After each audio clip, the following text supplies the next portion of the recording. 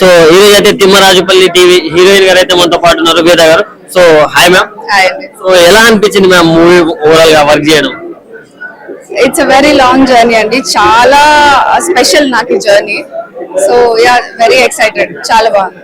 So ఈ మధ్య కాలంలో ఇలాంటి బ్యాక్ డ్రాప్ లో వస్తున్న మూవీస్ అన్ని ఆల్మోస్ట్ హిట్ అవుతున్నాయి. ఇందాక చూస్తే సాంగ్స్ కూడా చాలా బాగున్నాయి, అసలు చాలా బాగా అనిపించాయి. అంటే ఏదో 90s కి వెళ్ళిపోయినట్టు అనిపించింది. సో ఈ మూవీ కూడా ఆ రేంజ్ హిట్ అవుతుందని మీరు ఎక్స్పెక్ట్ చేస్తున్నారు? 100% ఎక్స్పెక్ట్ చేస్తున్నాం. ఎందుకంటే మా సినిమా లాంటి స్క్రిప్ట్ మీరు ఇంతకు ముందు చూసిండరు. అండ్ ఇప్పటిదాకా రిలీజ్ అయిన సాంగ్స్ చూస్తే మీకు అర్థమై ఉంటది.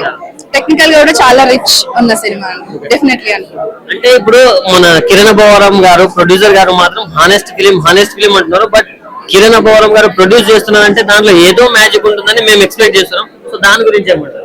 డెఫినెట్లీ మీ ఎక్స్పెక్టేషన్స్ అయితే తప్పకుండా మీట్ అవుతాయని అనుకుంటున్నాము.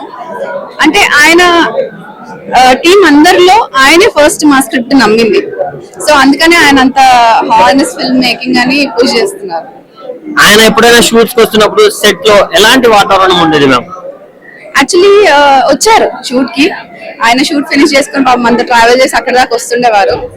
అండ్ అంటే ఆయన వస్తున్నారంటే కొంచెం ఒక ఊరట ఉంటది మా టీం అందరికి. వస్తారు, బాగా మాట్లాడతారు, అప్పటిదాకా జరిగిన ఫుటేజ్ చూసి ఆయన ఒపీనియన్ చెప్తారు. సో అందరికి ఒక పాజిటివ్నెస్ నింపేసి వెళ్ళిపోతారు.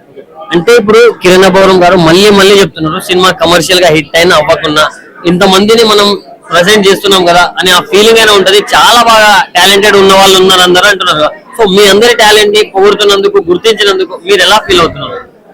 అదేనండి, అంటే స్టార్టింగ్ నుండి ఆయన స్ట్రెస్ చేసేది పర్ఫార్మెన్సెస్ బాగా వస్తున్నాయి కదా, I think it will be very big hit అన్నట్టే మాట్లాడుతుండే వాళ్ళు. అండ్ ఆయనకి పర్ఫార్మెన్సెస్ పైన నమ్మకం, ఫస్ట్ స్క్రిప్ట్ పైన, దాని తర్వాత పర్ఫార్మెన్సెస్ పైన. అండ్ అంటే అంత రికగ్నిషన్ ఇస్తున్నందుకు, అక్నాలెడ్జ్ చేస్తున్నందుకు చాలా హ్యాపీగా ఉందండి. అంటే అంత స్ట్రెస్ చేసి చెప్పాల్సిన అవసరం లేదు కదా. సో మా గురించి 10 మందికి తెలియాలని ఆయన ఇంటెన్షన్ అది. So that is very. టీవీతో మీకున్న ఏదైనా ఒక చిన్న ఇన్సిడెంట్ ఆర్ ఫన్నీ మూమెంట్ ఏదైనా ఉందా? ఓకే, సో చిన్నప్పుడు నాకు ఎక్కువగా సినిమాలు, సీరియల్స్ అలవాటు చేయకపోతుండే మా ఇంట్లో. నాకు మోస్ట్లీ గుర్తున్న ఫస్ట్ మెమరీ ఆఫ్ ఫిల్మ్ ఏంటంటే భాగవతం వస్తుండే, ఈటీవీలో భాగవతం అండ్ పంచతంత్రం వస్తుండే. సో ఆ ఒక్కటే నన్ను చూడనిచ్చేవాళ్ళు మా ఇంట్లో. సో అది నాకు చాలా sweet memory. Thank you ma'am, and all the very best. Thank you so much.